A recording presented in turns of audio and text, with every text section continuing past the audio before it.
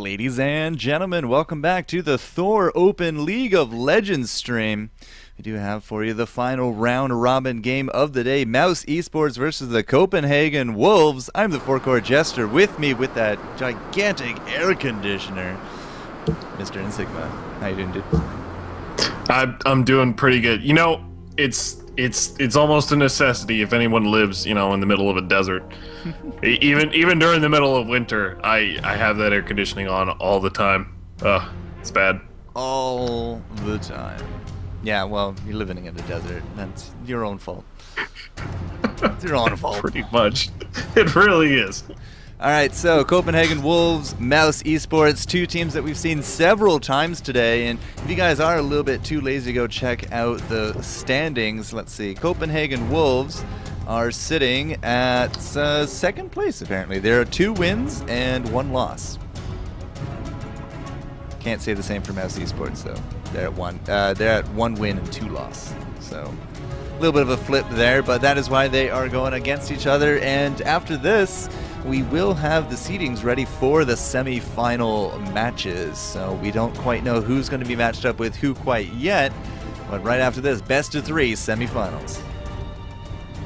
That's right. I mean, either way, whoever goes to the semifinals, that alone those are just going to be epic games. I mean, if you just look at all the teams, Fnatic, Raid Call, Copenhagen Wolves, Alternate Attacks, and then MouzeSports, just those teams alone are just absolutely fantastic. And I gotta be honest, I haven't seen much of PlayZ, but for them to actually be competing here with these other teams, I gotta say I'm super excited to see where it ends up. Yeah, poor PlayZ. They actually ended up their play 0-3.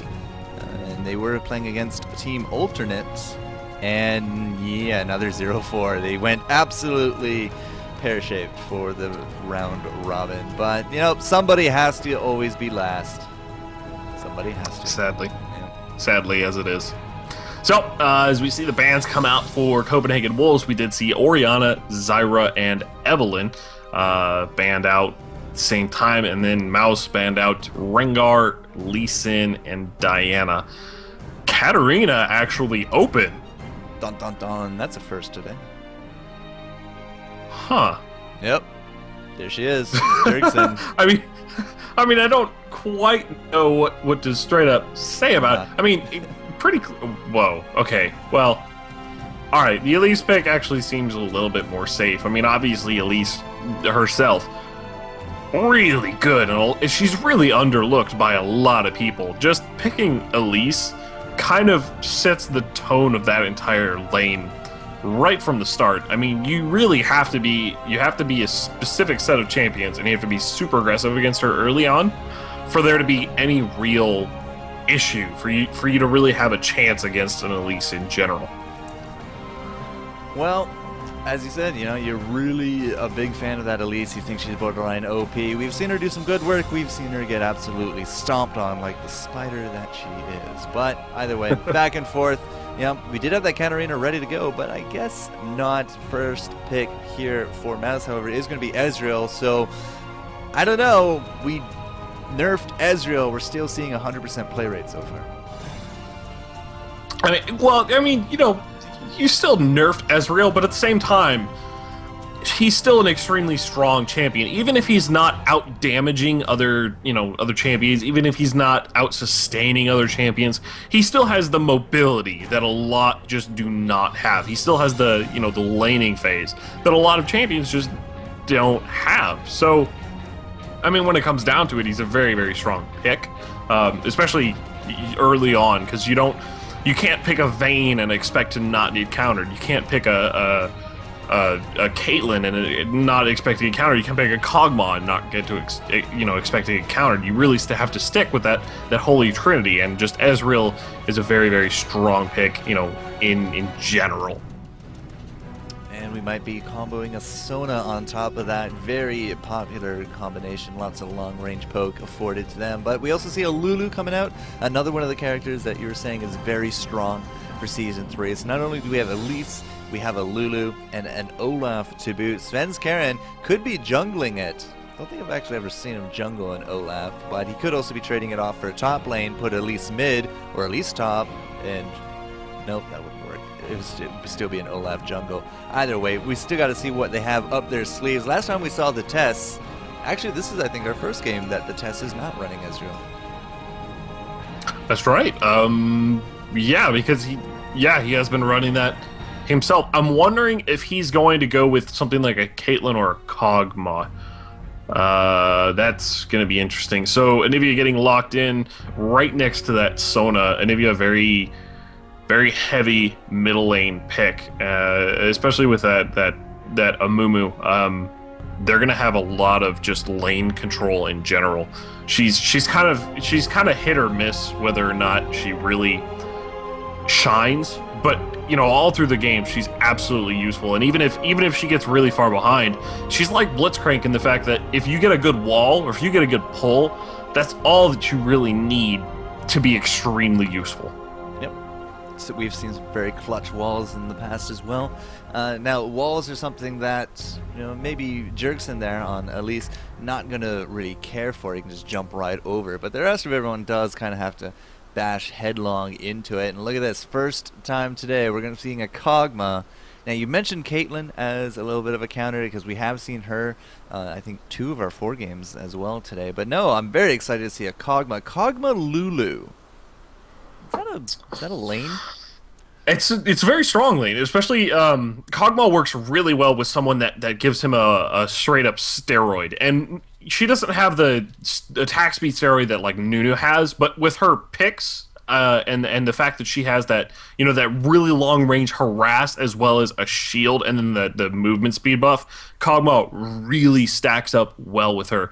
Plus, on top of that, you have the Lulu ult, and a lot of picking Kog'Maw is a protect the Cog strategy. So when you pick someone like Kog'Maw, you want a champion like Lulu to have that ult to keep him safe. You want a champion like Cho'Gath to have that, that frontline meaty tankiness, which Cho'Gath getting locked in for the jungle. Yeah, it's going to be an Elise mid lane, Kog'Maw, Lulu, AD carry support, and then have the Olaf top lane. Now, you did mention that Olaf could jungle, but I really see him being a lot more effective in lane lately, mostly with his base stats and his scaling to be extremely strong. Yeah, that true damage, bro. Different styles at Amumu, so nice, decent clear. If he can land that bandage toss and the ult of the Sad Mummy, the Sad Mummy with the Blizzard coming out from Moopsy could do things well. Could do well. Either way, game's now going to be starting, so the delay's kicking in. Top lane Jax, though. Now, last time I saw Jax versus Olaf, it was a completely one-sided affair for Jax. Is that changed at all, As far as I remember, it's not. But it's not a... In general, it's not a straight-up hard counter at all. The true damage that comes in from Olaf still goes through his dodge ability. So again, this is one of those what you would call your skill matchup, and even at this higher level, it could really go either way. It's going to come down to who controls the lane earlier on, who gets that early threat out on the table, and then it's going to come down to jungler their inference. Now remember, we did see them change things up, so it could very well be that they send like Olaf bot lane and then end up sending Kog'Maw and Lulu top lane, which would completely zone out that Jax. That could very well happen, or you could also see Mouse kind of expect that and end up sending Jax bot lane, so they could end up mind gaming themselves. It's gonna be interesting. To be quite honest, I like the AoE composition of the Mouse side. You've got your Amumu ulting in or your bandage tossing in or flashing in, popping that ult, keeping everyone together, and then you've got a crescendo coming in from Sona, still keeping them in together, and then of course your Anivia Blizzard plus the single target just nuke that he does with that she does with her E that does double damage, and it's just so beautiful seeing that combo happening together. Plus, you have the ability from Jax to sort of either like completely peel, that Kog'Maw off and jump in and keep him, out of the fight, or to keep their own Ezreal completely safe. So, I mean, it could go either way. I like the team fight phase of Mouse more, but if Wolves has the stronger laning capability, they could completely turn it around the other way and not have the ability to team fight nearly as nearly as well. Taking a quick look at masteries, at runes, nothing really changed as the last time that we did look at them. Pretty much everyone's still running their standard pages. Take a quick look at our Cho'Gath. 4.5 move speed on him with 15% attack speed. More of a tank / AD, I wonder, rather than an AP. Really deep in the defensive tree. But yeah, we're going to have to see what our teams do want to do. Apparently that timer was off because the game is going to be starting. Last game of the round robin today, guys. The Copenhagen Wolves versus MouzeSports. And this will be the last set of games to determine the seedings for the semifinals. Best of 3 that's going to be following these games. So once again, I'm the FourCourtJester. With me in Sigma Theory. Nice diamond borders on everyone. Oh, I lied. Super Ace is only gold. Scumbag Super Ace. Not being diamond. Not being diamond, yeah. One thing, again, to note. Lulu on Ignite, whereas we do have the Cleanse on the Test. He's been rocking that pretty much the entire tournament. We got Barrier on Vander. He seems to be really taking a liking to it. And we still have Clairvoyance on Super Ace. And he just uses that at the beginning of the game to try to figure out what kind of items people are rocking. But it really doesn't seem to last that long, does it? I don't know. I can't figure out, what their entire strategy behind it is. Oh, a pause coming out. I can't pinpoint the straight up pick from the Clairvoyance and have a oh man. Oh, that somebody get the fly swatter. That's just not cool. Anyways, Clairvoyance. Yeah, no, I mean, like, it's not a terrible idea. Every time I see it, I mean, it does help them as a team. They clearly are making these choices, and they're not getting in range, in general, to ward in the areas. So the Clairvoyance is clearly helping them. But is it so much the basis of their strategy that they're kind of applying a bandage to a cut, in the sense that they're just kind of fixing something the backwards way instead of just not getting that injury in the first place? Like, is that where I'm kind of, I don't know. That's just kind of what it seems like when they run that Clairvoyance. And it's not a bad thing. Don't get me wrong. It just it doesn't feel like it's anywhere useful as, that exhaust that they could be running, and they could just be, warding. I don't know. Maybe we just haven't seen the Clairvoyance used exactly right, like they want it to be used. Well, with that Clairvoyance, I mean, usually in Season 2, like at least the beginning of Season 2, back before it started getting phased out, you'd use it to kind of track the changes of and the route of the jungler. So that if you can keep an eye on the jungler with some really nice pinpoint Clairvoyances, and you could predict where he's going to be ganking. But now with the addition of Sight Stones, Explorer wards, increased starting gold, like we see so many wards at the beginning of the game and throughout the game, that I would have really not expected Clairvoyance to be used in competitive matches anymore, because you just throw it on a ward. Like a ruby Sightstone allows you 3 wards. Beginning of the game, Explorer wards. Like, I don't know. Maybe that's just exactly. Me. Well, no, and it's completely right. But at the same time, you're also realizing that Clairvoyance, I mean, the Sightstone it's very cheap for what it gives you. But at the same time, that's still 700 gold or 800 gold that you got to spend on a Sightstone that you could, use for something else. We did see him get that locket really early on, and that actually had its use in team fights. So, it's a really interesting thing to see. I'm wondering if maybe there's just something that we're missing here, some small, minute detail that is kind of going either over our heads or under the bridge or whatever it is. I don't know. It's kind of interesting. Under the bridge. All right, it's going to be starting off red here. Svenskaren going to be going with not the blue start, but we do have a little bit of an invade. Look at this, Vander and Super A's getting kind of ballsy, just going to be popping in there looking. But I think they have now confirmed that it will be a red start here for our Cho'Gath. Different styles, not going to get a smiteless. No, not going to get a smiteless, but he will get his blue. And a Mumu with a blue, if you don't have a blue and you get invaded or you die and you lose it early, your lane just suffers so hard without that blue on a Mumu. Kind of just that very dependent kind of jungler. Look at the test though, man. He's just dropping like a rock in this bottom lane. Yeah, when you play Ezreal Sona, you have to trade that off early game, and you have to go, we got to zone him completely out of this one. And that's kind of why, oh man, that hurts to watch. I could just feel his pain of I can't get into the lane, the last hit, what are we doing? Yeah, this is where that Cho'Gath pressure is going to be coming in. But no, Sven's immediately after that red went straight to the blue, got that going. But this lane up top, I mean, it is kind of pushing against him in terms of a gank. So him versus that Jax should be able to just sit under that tower, no problem. Which means that the Wolves, the Tests, bottom lane, he has 2 creeps to his name to the 12 of Vander. And this is a very different Vander that we've seen early game. Yeah, what we've been seeing so far is him, playing that defensive and that passive side, and it's pretty clear that this one came down to the matchup of Sona and Ezreal.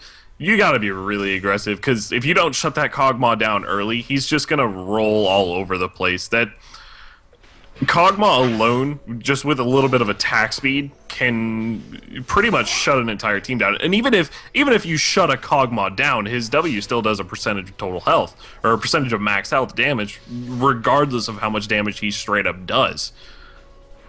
So, yeah, Sven's, he was up top, he was babysitting, decided that it wasn't for him, went to check out the golems, they were taken, so he's lost, a good minute and a half of farming just by sitting up top. I mean, look at this, 21 creeps to the 11. Amumu taking a little bit of a head start in terms of that, and Amumu is also now level 4 compared to the level 3 of Sven, so whatever they were trying to do top lane, it did not work out for them.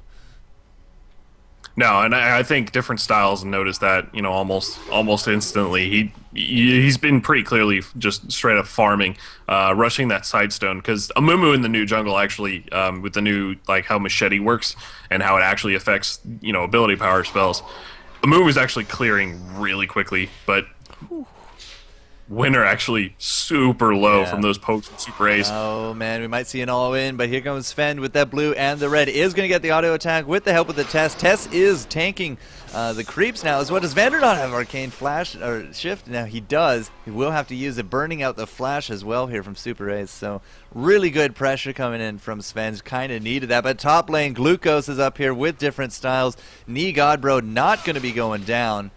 Actually, Vander's still not leaving town either. But mid lane, Moopsy could be the first blood, but he has an egg form, so that won't work. But he does not even get it popped. 20 hit points.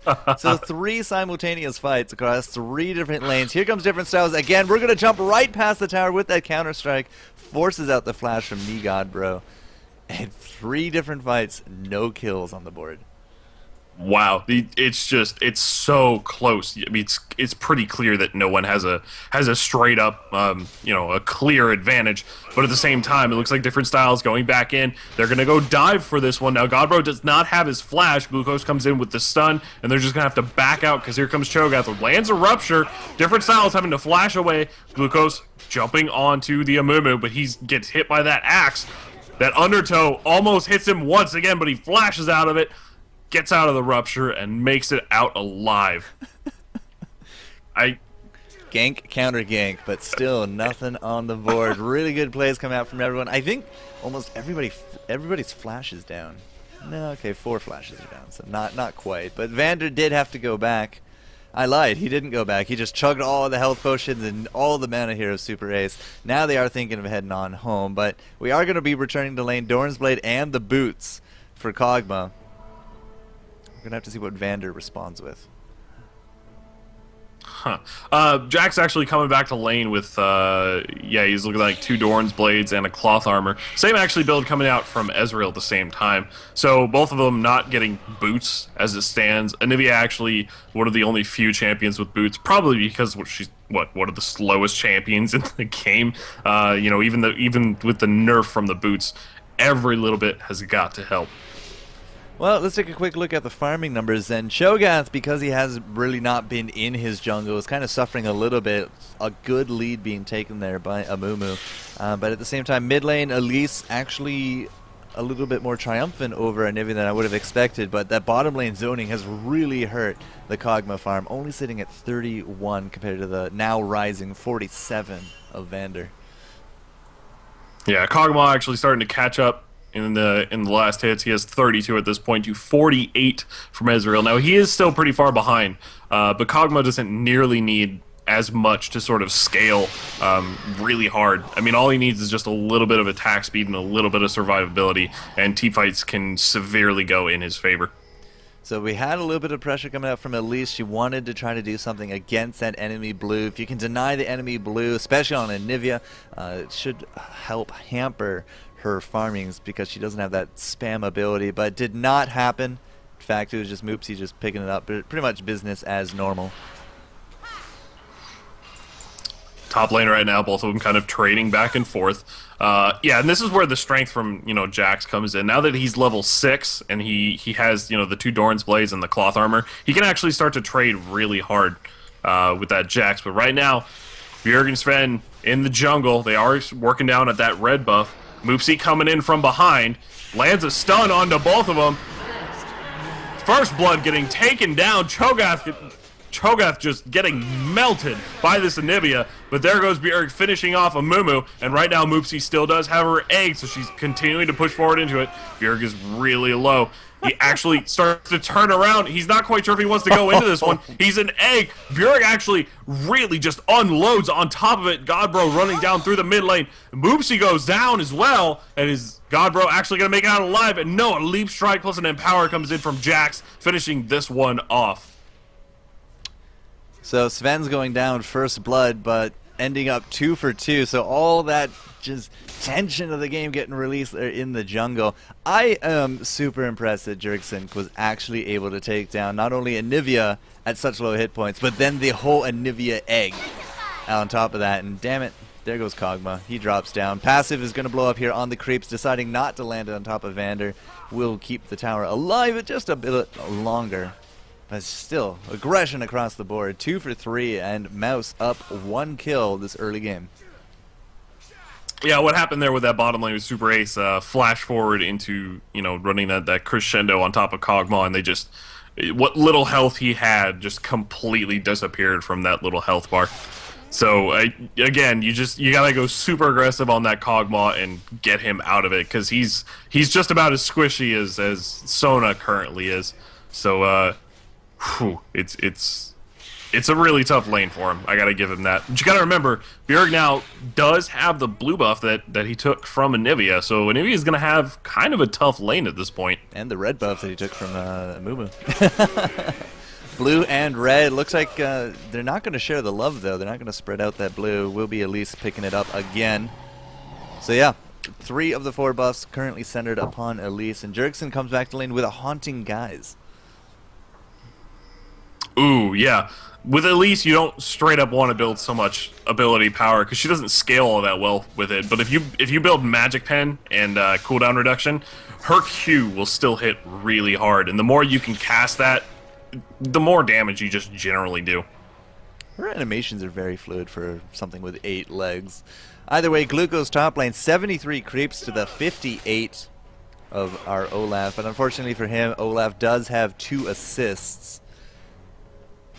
Still, double Dorn's Blade against the Dorn Shield. I don't know, who wins out in that?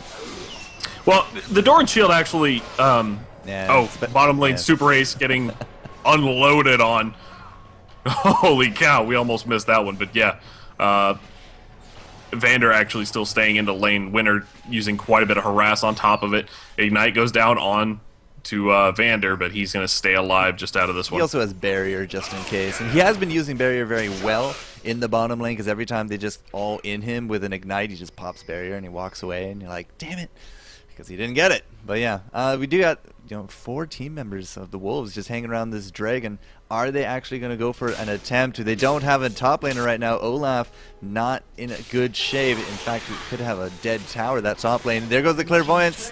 We know that there's a dragon, different styles hanging around. We got a Nivea here putting up a little bit of pressure as well. Gonna knock up different styles though. And Winner, unfortunately, has to use that flash. Gonna get flash dived on, but at the same time, we're gonna be diving right there on top of Vander. He does drop to Elise as well. Dragon is dead in the water. There goes the Tess as he blows up. Moopsy with a great stun and the Amumu ultimate, able to get the double kill. Now it's just Jerkson 1-on-3. Can he take down the Nivea once more? His health points are dropping, but that's okay. He is going to be able to solidify one more kill. And do we not have the power to take him down? Oh, this one's going to be really close. If he switches into spider form, he actually even has more mobility to get away. Stun comes down, actually hitting different styles. He might make it out alive on this one. They're going to be really close. Here comes the True Shot Barrage coming straight down to mid lane. Nope. And it's so close. Oh, man. Poor Vander. He tried. He tried so hard. Elise, skin of her teeth, like what, 10 hit points, able to just walk out of that one. Yeah, you got to remember here, rushing that Haunting Guys, her Q does about 300 damage if someone's at max health. So you hit a Nivea once who had what? She had like 1200 at the time, give or take. That's over a quarter of her health there. That's a pretty big chunk just from one spell, and it's going to come right back on up. Now, one thing I was curious about is that Super Ace there he didn't do any celerity, and he doesn't even have it skilled. That's the reason why. Look at Moopsy just dropping in the mid, however. Bergson able to really pressure him out, and he's going to have to just retreat, chug some health potions at this point. But still, 5-6, no celerity. I got to wonder if that could have been the difference of a kill on top of Jerkson.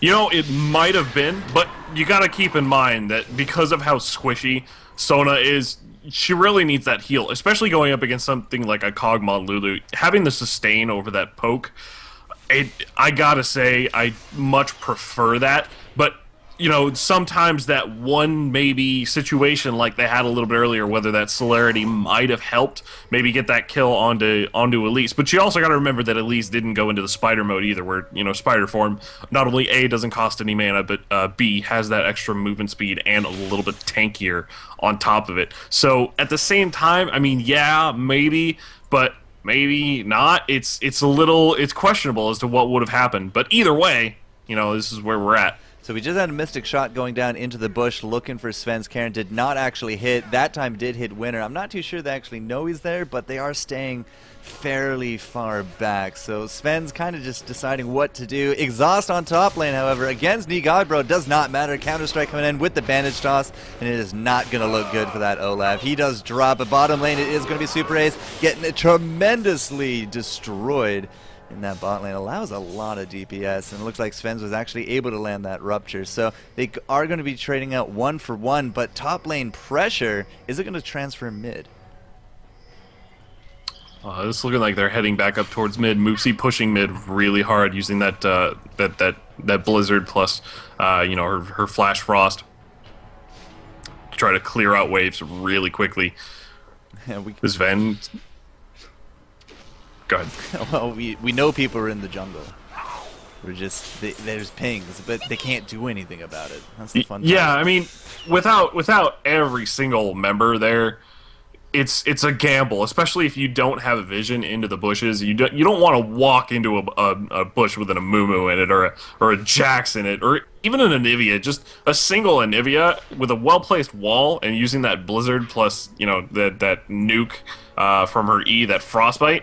It's a lot of stuff to face just straight up into a bush. You gotta just sometimes say, you know what, we're gonna give up that blue buff and we're all just gonna, you know, not die. Yeah, blue buff now gone. So earlier aggression from the Wolves to try to take enemy blue did not work. This time, however, Mouse able to do that exact feat. 7-6, 16 minutes in. There's only about what, 6, 7, about a 1,000 gold difference. Not really a huge differential between these two teams. Still could go anybody's game. In terms of the last hits, I mean, people have caught up. We started seeing hundreds now on both sides. Still a little bit more of a disparity in the bot lane, however. 96 to the 134, but we do got kills and assists to help make up for that.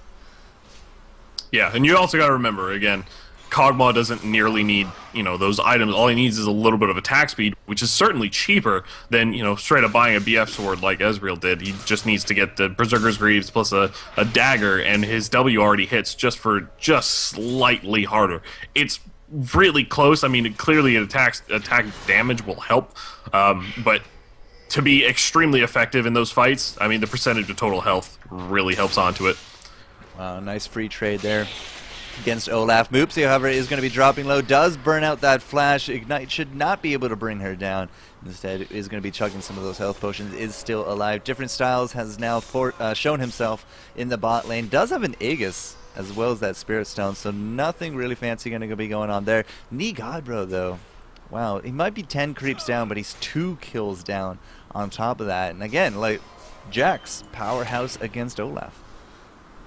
Yeah, if you get a lead on Jax, it's kind of hard to lose it as long as you're committing to fights. I mean, Jax really excels at any fight where the enemy has to commit. Like, if they can leave or if they can fight at the same time, generally Jax does not come out ahead. But if they have no other choice, I mean, Jax with that, that Grandmaster's Might, that ultimate, it's just that stack hits really hard. And you were asking me earlier about the Doran's Blade on how much that helps. But, obviously Mouse picking up that dragon at the same time, there's not really much Wolves can do about it. But you're asking me how much that Doran's shield helps. And you got to remember, some of Jax's damage is magic damage. Yep. And that doesn't quite trigger onto that. Yeah, but still, blocking out 6 damage plus the blockage mastery out of defense is, 9. So every auto attack will be mitigated a little bit. Just feel that, double Dorans and now almost a Trinity Force. This Jax is just starting to bring the pain. Yeah, this is the scary moment. I mean, 19 minutes into the game, you start seeing Jax get a bunch of items. You start, this is the really scary portion of it. This is the time where you either have to completely shut Jax down or make sure that he's the only one of the enemy team that's, in any good position. Well, he's going to be pretty much at a buffet this top lane. So many creeps for him to just catch up on. We got a Flash Frost in the bot, or well, the Frost wall at any rate, because it does look like a lot of aggression coming down to this blue. Blues are in big demand, and Jerkson with that Leandri's tournament really wants to make sure he gets one. There's that clairvoyance, and who got it? I think, was it a smite there out of Amumu? Doesn't matter. Crescendo's going down, the Blizzard as well, and Cho'Gath absolutely destroyed. We did not have Elise go down. Where did Elise go?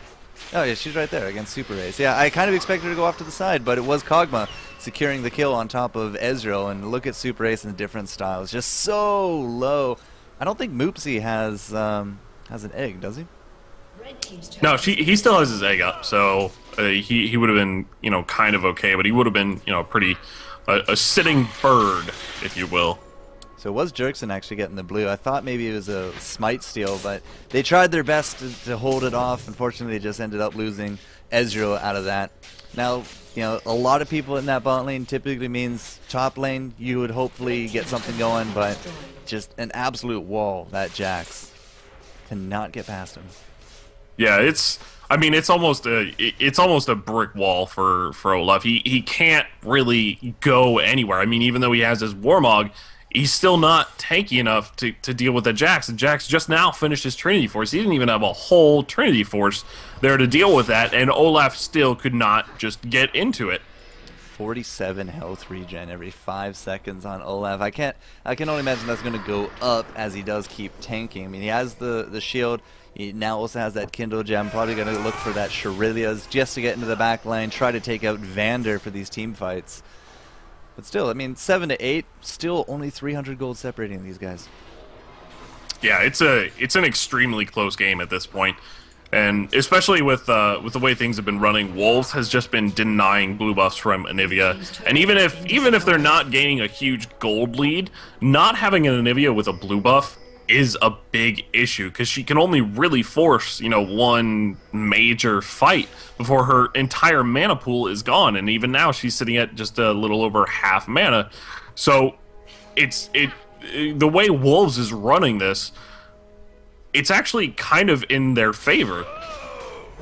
Well, Kog'Maw is also now starting to catch up. I mean, he's now up 2 kills, and his creeps are almost on parity. I mean, now they're 2-3 waves, and pretty much he's on top of that. In fact, in terms of the gold, he's 100 up on top of our Ezreal. But Ezreal, 20 minutes in, does have that Infinity Edge. No Trinity Forces at all today for Ezreal's. 100% Infinity Edges. Yeah, I think what we've been seeing a lot, especially with the changes from the way things went, but it looks like Luco's here jumping in, forcing a fight, a nice crescendo popping down onto all of Wolves. It gets taken down, Elise gets focused down as well. Jax hitting that true damage. Looks like he went down, and Moopsy right now sitting in the front.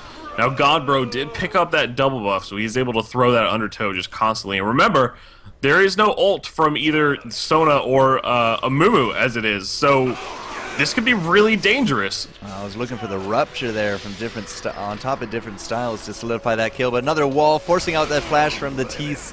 He does have the test. He does have to get on back, but he still has that super long range cannon of his on that ultimate. Now we do got the clairvoyance, just ensuring that everyone was running away. They are going to be able to take the turret. So Mouse coming out slightly ahead, I want to say, out of that one. Yeah, they definitely did. I hate to say it, but Wolves is kind of having their money put up against them. I mean, I love watching games that are back and forth, and you don't see a clear winner. But at the same time, we've seen Wolves do some really impressive things so far this tournament. So, are they still on par with what they've been doing, or is it, are they starting to kind of feel it, or is Mouse maybe outperforming like they haven't been doing so far? It's both interesting and kind of it kind of takes you back, and you gotta wonder what is actually going on through the mind of these players. Score of 8-9. I think the important part there was that our Kog'Maw is still able to just keep farming. I mean, he does have that Zeal, went for the Zeal before the BF item, and yep, there it is, Infinity Edge now completed. So about a minute and a half, I think, after 1849. Wow, 6-minute difference? Ezreal picked up Infinity Edge at 1849, and now we only get it here. Wow, he's had that for 6 minutes. I was not aware of that. Yeah, we also see Ezreal getting the Merc Treads as well, and that's got to be a clear response to both the stun from Elise, the the crowd control from Lulu, and then obviously just the entire set of Wolves team has just, each character has their own slow. Each character has their own little zoning capability. So Ezreal has to give up those Berserker's Greaves and has to stay forward in the fight, especially because he doesn't have, a straight-up tank line. I mean, obviously he has the Amumu, but the Jax is pretty much going to be zoning out the AD carry. That's kind of his job, is just to peel. So him not having the straight-up tank line like Kog'Maw does, it kind of turned things around. Well, this is where we're hopefully going to see Godbro shine. I mean, he does have that Warmog, not exactly the Shurelya's, but it has a Giant's Belt on top of that. So 3,600 hit points puts him at 55 health regen per 5 seconds. And doing a little bit of a jig here at the Dragon. Everybody really wants to just pet the Lizard, but nobody really wants to step forward to do it. Yeah, I mean, it's this kind of fight is going to come down to who engages onto who. There it is. Different styles. Actually, Bandage tossing in onto Cho'Gath. Gets actually focused down by the Cho'Gath ult. But at the same time, Moopsy did take a ton of damage from that Rupture. And there goes, turning around. Mouse really low. Super Ace getting focused down by Godbro. Godbro still focusing in. Moopsy in the egg form. Moopsy gets taken down by Elise, and Vander flashing away is extremely low. Wolves does have his ult. There's the barrier coming in, and here comes Elise. The stun actually lands onto Ezreal, and Ace comes out from Elise. Asu. Wow. And on top of that, they're going to be grabbing themselves a dragon, assuming that they don't die. There we go. 13-9. That is going to be putting them in clear in the driver's seat of this game. So about 2,000 gold lead developing out of that. We went from 200 to 2,000 gold lead, plus 5 kills. I mean, oh, very powerful stuff out of the Wolves. Yeah, no kidding. The way this game has been going, it's really back and forth. And oh, there's a pause. Bug splat. Did I actually bug splat again? Called it. Oh no. At least it wasn't during that team fight. Imagine the difference of that team fight if we didn't have Jerkson. Oh, that would feel so bad. Mm-hmm. Interesting how it's bug splatting now, though. But either way, it gives us a little bit of time to do some quick looking around. So after that Landry's Torment, Jerkson there picked himself up an Abyssal Scepter. So not only does he have, you know, the ability power, the health, 15 magic pen, and the burn. On top of that, he's taking away 20 more magic resist with that Abyssal Scepter. And on top of that, looks like a Giant's Belt coming out. So could we see a Rylai's?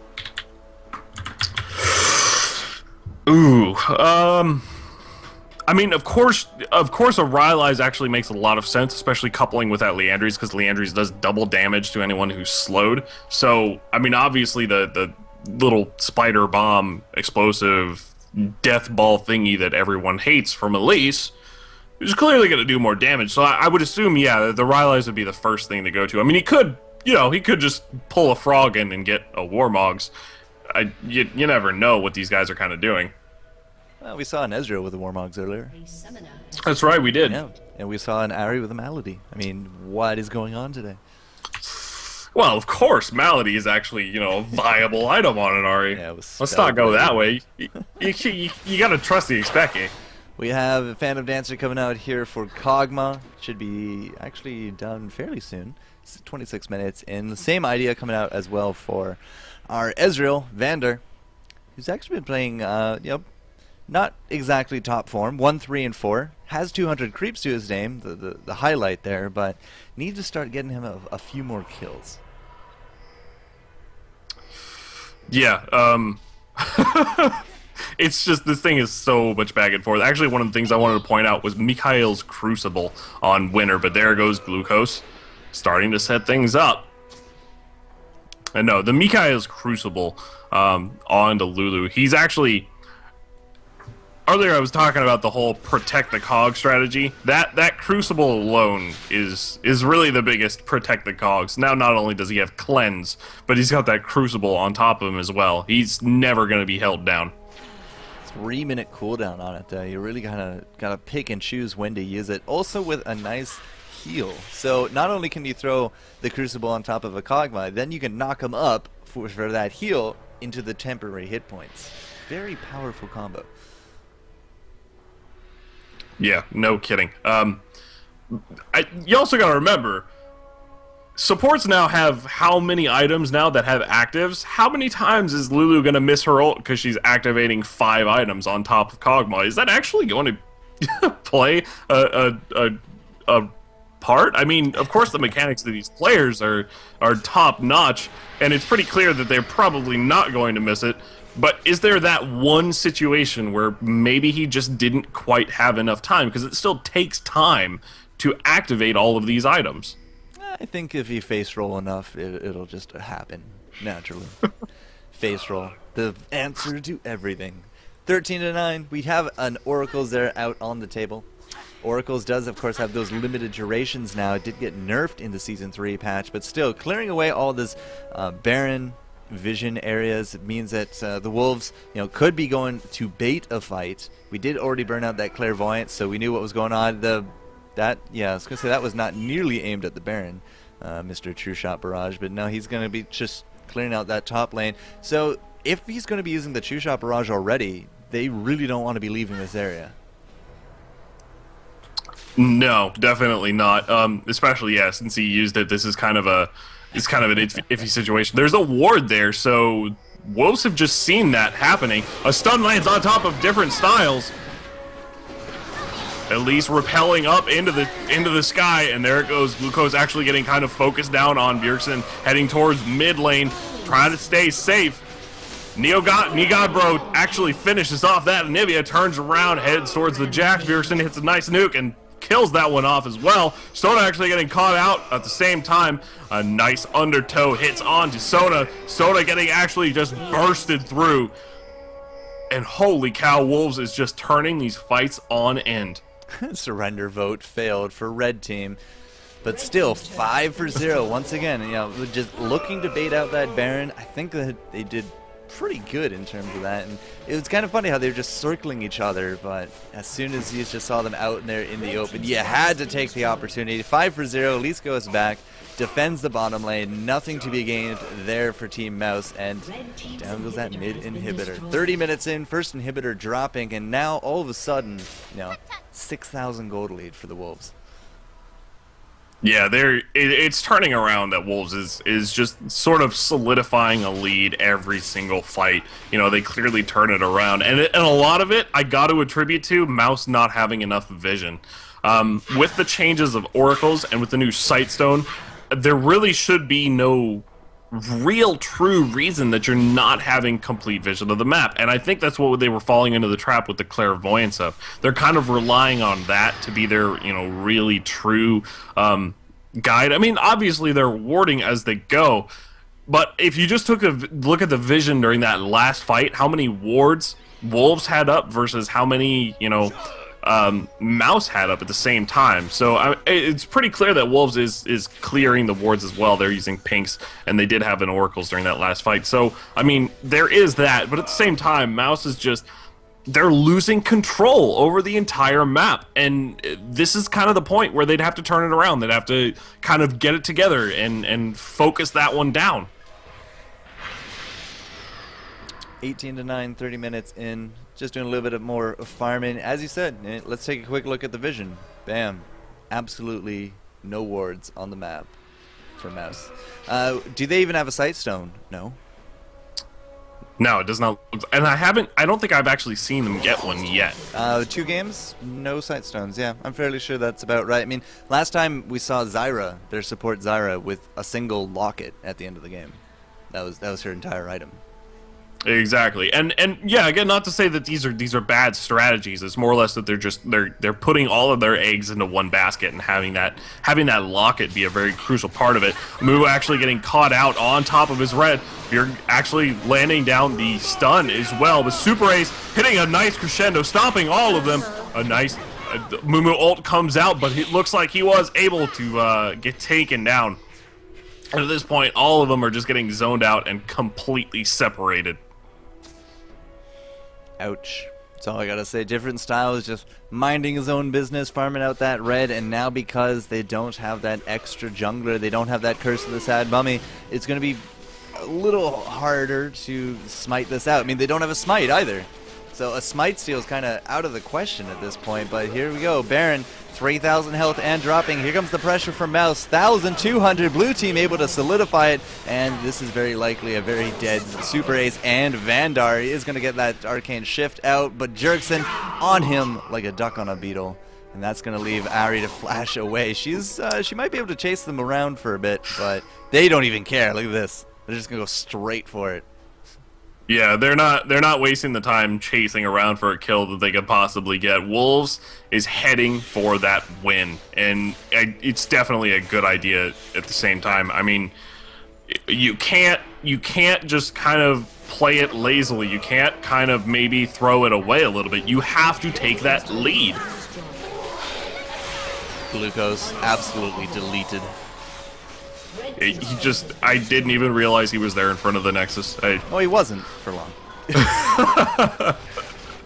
There it is. Wolves actually taking the game against Mouse. GG.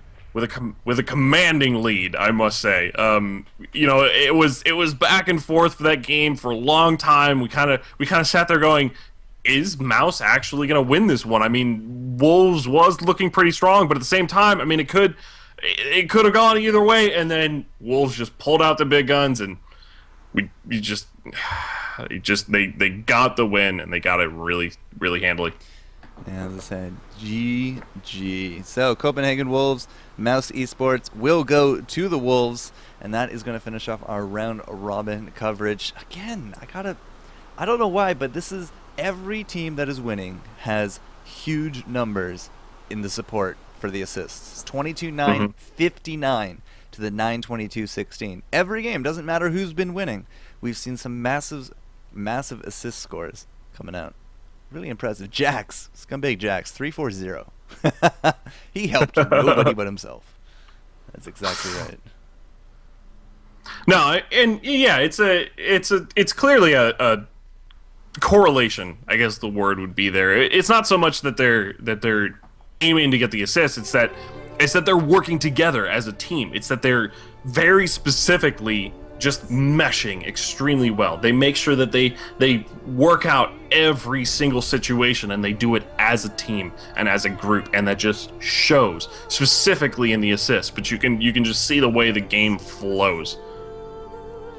And the game flowed extremely well for the Wolves. All right, guys, so we're going to go talk to the admins and get the seedings for our semifinals. We got a best-of-3 semifinals game left to bring for you today for today's coverage of the Thor Open League of Legends. I'm in the FourCourtJester. With me in Sigma Theory. You guys can find us out there on all the various social medias, or feel free to ask us in chat.